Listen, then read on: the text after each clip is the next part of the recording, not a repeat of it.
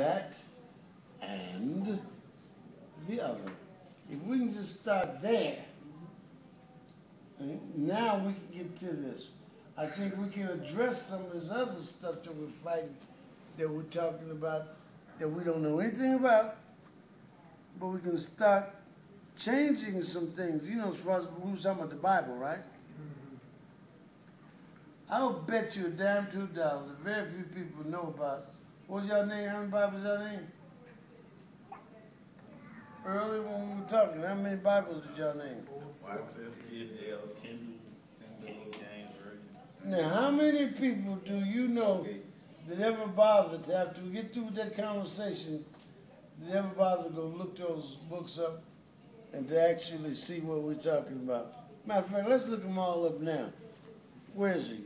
Get Tyndall up there for us. Do you know how to spell it?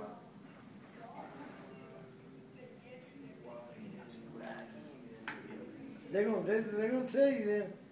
Because now, how would you get ready to spell it? If you spell it T-I-N and don't get it, try T-E-N, you don't get it. That's the only other thing you can get to. You can try that. You got him? So who's gonna read that to us? No, that's not it. That's it's a T-Y-N-D-A-L Bible. William Tyndall, that's his name. Is over there? It's up there. It's up there. There you go. William Tyndall. Chris.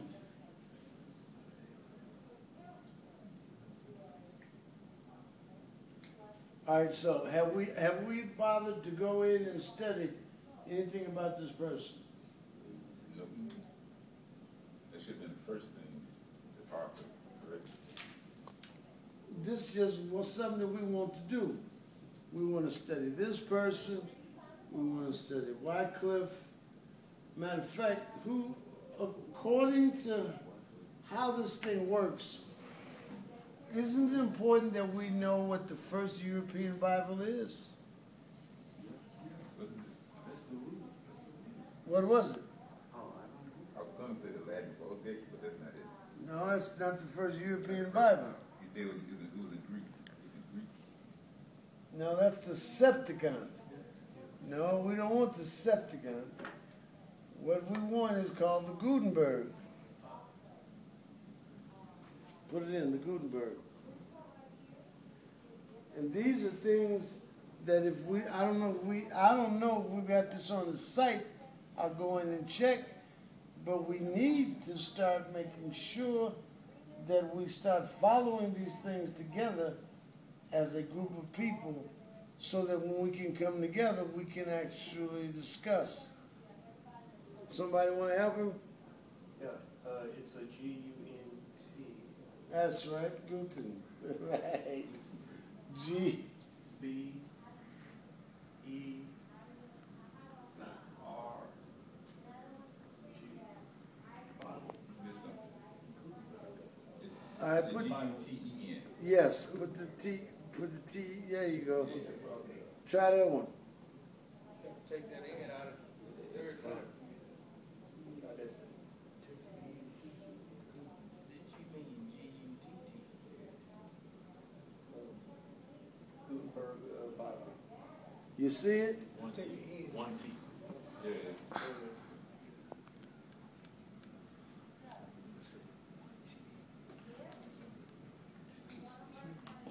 And what does something says? It's considered by many sources to be one of the most valuable books in the world.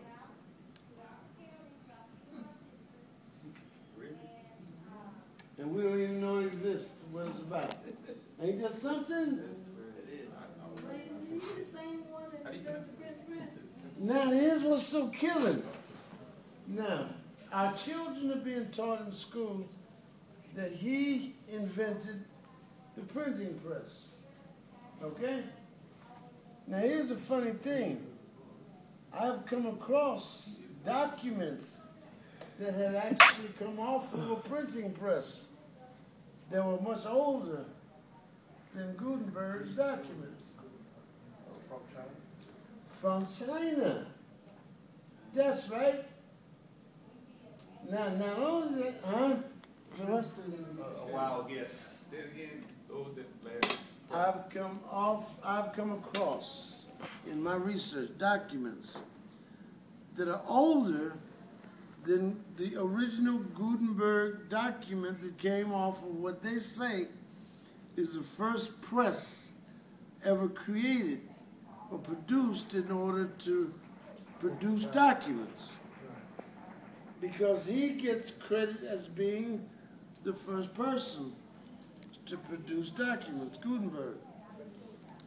No, I've come across information that suggested there are documents that have been produced on a printing press long before Gutenberg, and they come out of China. Now, he said that he didn't know for sure, but that was what popped into his head. Why did that pop into your head?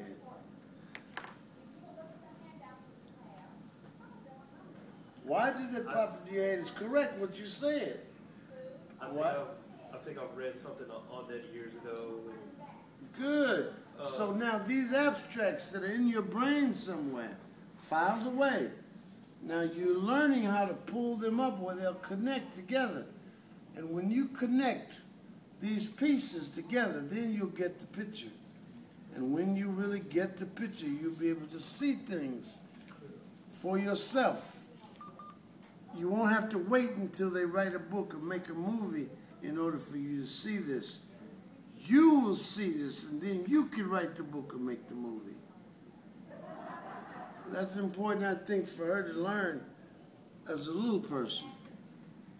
I think that if you do this, when we've got little people, young people, they can gain the kind of power that you're going to need in the future in order to create your own education systems.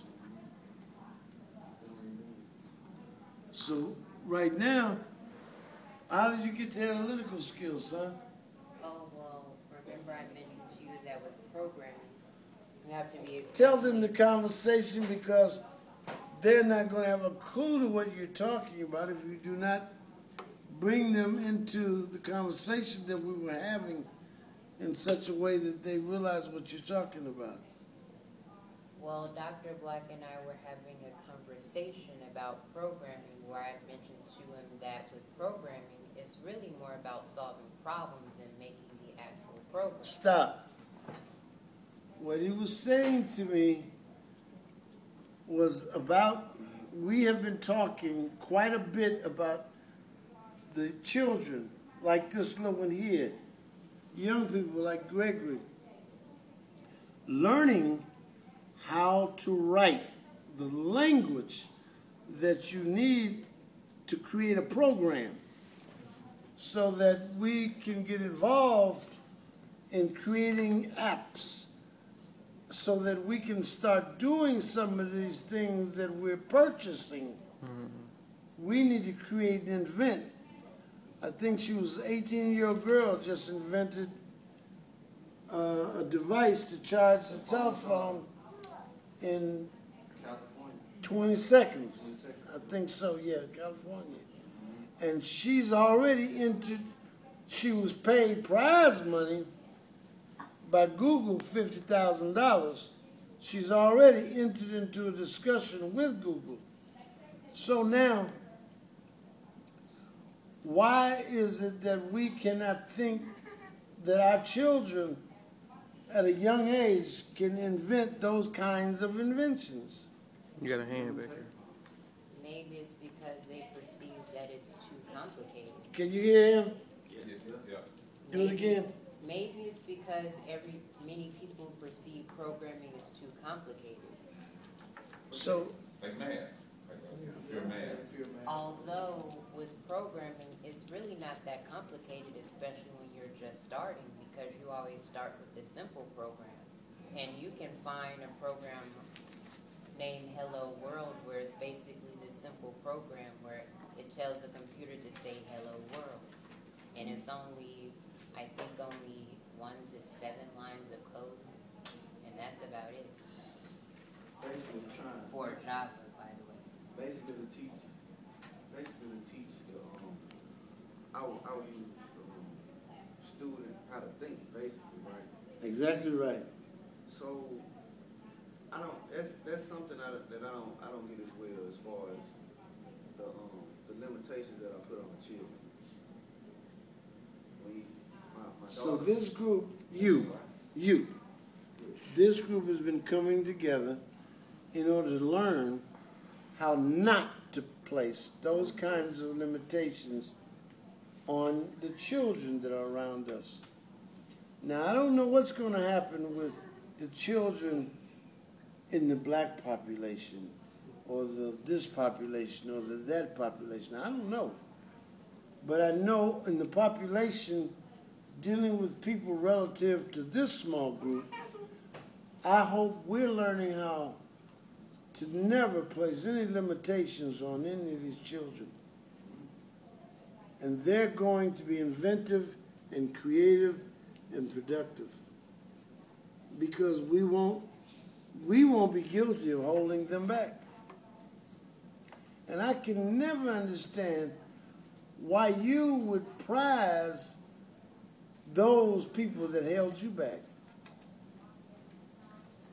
It would seem that the ones that you would really put on some type of pedestal in your life are the ones that were pushing you forward. And if you ran across some that pushed you forward in your lifetime, you probably should be creating a story about those people. Probably.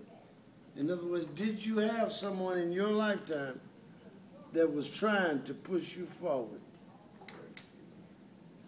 And do you now have the capacity to put them in a story that you can tell to this little one right here?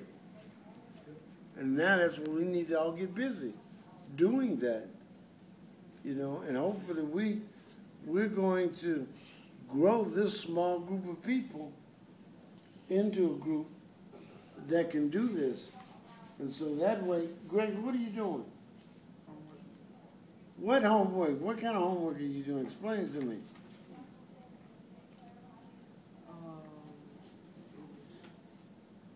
Now see, I got a problem right there. His voice, it went down an octave or something. You know, did you hear him when he started talking? Did you hear that voice go down some? What are you doing? What kind of homework are you doing? English. All right, what are you doing about the English? All right, what's the passage talking about?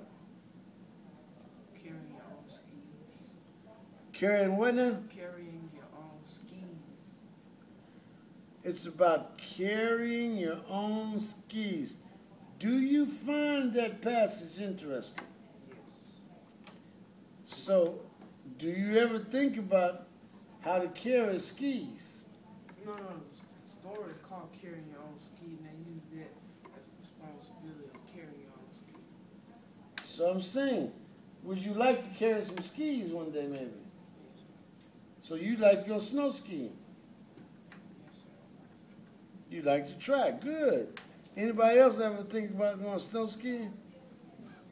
You thought about it? You don't think about it. Huh? Water skiing. It is. It's water skiing, that's right. Why do you think maybe I might try to ask him these questions about, he's reading the English composition, and it's about skiing. What do you think I might be trying to find out from him? in skiing. Huh? In skiing. The composition is about skiing, right? Correct. Is it snow skiing or water skiing? Snow. Snow skiing. Now, I will bet you a dime to a dollar that in the city of Memphis, Tennessee, that passage is barely going to be read. Huh? I agree. It's barely going to be read. Now, tomorrow, the next day, a lot of youngsters are going to have problems because they're not going to read this with any interest to make them want to know what what to do, or about carrying some skis, when that's got nothing to do with this English homework. What are you supposed to be doing for homework? Reading the astronaut, questions. Louder so they can hear you. Reading the passage and astronaut questions. All right, give me a question. I can't hear what it's saying. So you got to speak loud enough for everyone in this room to hear you. Okay, here's one. So stop to reflect question. Do you think it was responsible of Dolan's mother to expect all of her children to carry their own skis? Why or why not? Wait a minute. Do you think it was responsible for Dolan's mother? Some kind of way I got lost right there. Why? Huh? It was some kind of way when he read that, it makes me think he wasn't looking at it properly, because I don't think that they would compose that in that way. Read it again to me so I can understand the question. Do you think it was responsible of Dolan's mother to expect all of her children to carry their own skis? Okay, so based on what you read, how would you answer that question? Yes. Why? They gotta take some responsibility. Because what? They gotta take their own responsibility. So when you read the article, is that what it said in the article? Read to us out of the article what it's saying to make you know that it's the part that it's talking about.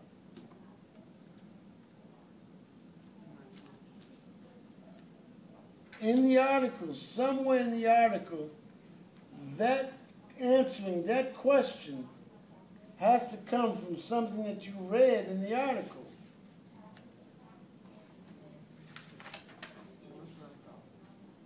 Or it's just what you thought. It was a do you think question. I got you. And so they asked you, do you think it was responsible for the mother to do what? Have them carry, to carry their own skis. I got you. I got you. So, you're telling us again, what's the next question? What was your answer on that one? My answer was yes, because they will have to learn to be responsible. And what's the next one?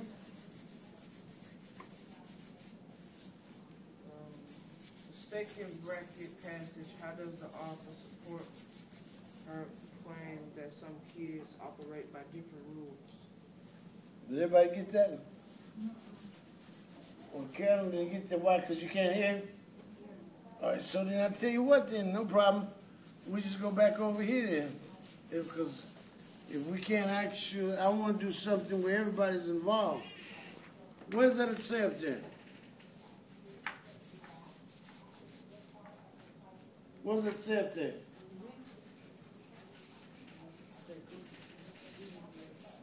The Gutenberg Bible, also known as the 42-line Bible, the Marzine Bible of the B42 was the first major book printed with movable type in the West. It marked the start of the Gutenberg Revolution and the age of the printed book in the West, widely praised of its high aesthetic quality. So you... Okay. All right. So then you saw that, did Miss Thelma? You saw that, didn't you? What did you see? I could see they were trying to find artistic quality. You saw what it said in the West. Yeah. Well, how is it that when I was growing up, they had me believing that this was the first thing ever printed? It wasn't in the West. They just said it was the first thing ever printed on movable type. But now, when you see in the West, what does it tell you? Western Hemisphere. It was printed elsewhere. That something, otherwise, why would you have that sentence I like got that? you. So, you know, huh? it's more or less like the control of the information. That's what it seems like. What do you mean the control of the information? They're able to print it in a way where the people can understand that it is a print. They may think that this is the first print that's going on, but in all actuality, they telling you that it's somewhere else. Well, I don't know in actuality they really want to tell you that, but I know when I was growing up, they were telling us that this was the first book ever printed. It wasn't in the West. It was the first book, period, ever printed. But now what we can see, if we look carefully, if we read, it says in the West. So 9 times out of 10, there was something being printed somewhere else. I think they say that. He said China, but you can't figure out what it is that you read that is telling you that the Chinese may have had printing press long before this Gutenberg press, right? Right. I mean, it's just like what they eventually called gunpowder. It was originally used for fireworks. It became just. And a lot of people now running around saying that the Chinese invented gunpowder, Right. when they didn't. Right. But that they had invented was later used to create gunpowder. That's right. So you actually thought through that. So that's what this young man is suggesting, is that if we help these babies to learn this language for programming, it will help them to become better problem solvers. Because I think that's what you were talking about, right? Yes. That the language was enabling them to learn how to solve problems by creating the programs. That's Hello World. Hello World is one easy program that was designed to teach you how to do this. Is that right? Yes. And if you go to any tutorial or read a book on Java, Louder. if you go to any tutorial, which you should find plenty on YouTube, you will find that during the first program is basically teaching you the basics of Java. It's essentially teaching you how the program will function. So this could. So what's going on in Hello World is basically what's going on in the function of other programs to do, I guess, harder programs or harder tasks. Yes, essentially. Well, how about this? How about this? Do the app. How about this? Hello World might give you your first 2 little pieces that you plug together that will allow you to start connecting to other little pieces that will, over a period of time, teach you how to design or write a program. Is that correct? Yes. So each part is a small abstract that you're learning that eventually that will all come together. Yeah. And that's why analytical thinking is very important, because you have to understand how the program is supposed to function. And you must be able to visualize what is the problem and figure out how to solve it. And as you become better at solving problems, then you can do it What much time is faster. it? Oh, we got time then. So now before we go, before we run out of time,